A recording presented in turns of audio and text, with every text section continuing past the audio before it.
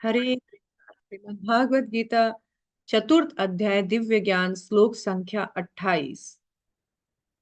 द्रव्य यज्ञ तपो यज्ञ ज्ञान यज्ञ तथा परे स्वाध्याय ज्ञान यज्ञश्च यत्तय संशित व्रता।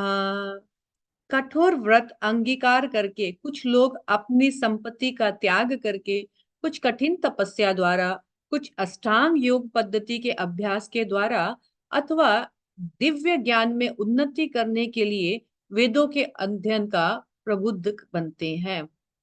यहाँ और भी कोई कोई अन्य अन्य योगियों के बारे में बताया गया है, लेकिन ये सारे विभिन्न पंथा जिस भी योग के द्वारा आप माइंड कंट्रोल या सेंस कंट्रोल या सेल्फ कंट्रोल करते हैं, ये तो केवल आपको भक्ति मार्ग में लाने का एक स्टेपिंग स्टोन है, एक जरिया मात्र है। कृष्ण भावनामृत अल्टीमेट है, सबसे ऊपर है, और कृष्ण भावनामृत तक हम पहुंच सके इसलिए ये अलग अलग विधियां हैं। तो कई लोग द्रव्य यज्ञ करते हैं, यानी दान पुण्य। स्मृति शास्त्र के अनुसार कोई अन्न दे देना, वस्त्र दे देना, कुआं खुदा देना, ये कर्मयोगी जन ज्यादा करते हैं। मंदिर जैसे बनवा दिया, बाग बगीचा बनवा दिया। तो कुछ लोग तपो यज्ञ करते हैं, जैसे कठोर तपस्या अंगीकार करके तपस्या करते हैं, शारीरिक मानसिक वाणी जैसी भी हो। कुछ योग यज्ञ करते हैं, यानी अष्टांग योग, और जिसमें तीर्थ स्थानों में या पुण्य पवित्र स्थानों पे जा करके वहां वास करते हैं, और अष्टांग योग हठ योग आदि उन लोग प्रैक्टिस करते हैं।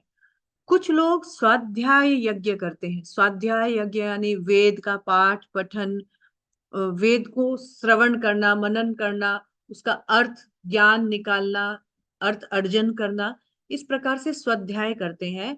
तो कुछ लोग यहाँ पर बताए हैं कि इन कठोर व्रतों का अंगीकार करके वो इन व्रतों के द्वारा अपने सेंस कंट्रोल, माइंड कंट्रोल को प्राप्त करके स्वयं पर विजय प्राप्त करना चाहते हैं। अलग अलग पंथाएं हैं।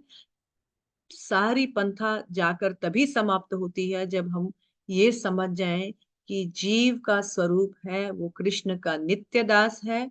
जीव दास है और भगवान हमारे स्वामी है। हम भगवान की सेवा करते हुए ही इस जीवन को सुखी बना सकते हैं। हरे कृष्ण।